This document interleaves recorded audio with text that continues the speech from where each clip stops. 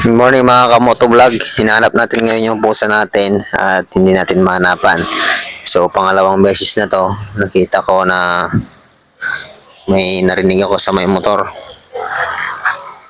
Yan, tingnan niyo kung nasaan yung pusa. Ayun o.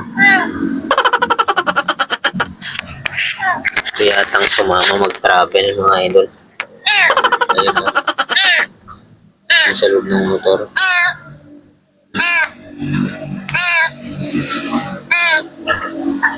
Ang ginagawa mo dyan, Mingming? Baba ka na dyan, ah. Maluluto ka dyan pagka nag-long ride ako. Sige. Baba. Paano kita ugutin? Naglimbing ang Kyle. Yung mag-apo natin pusan.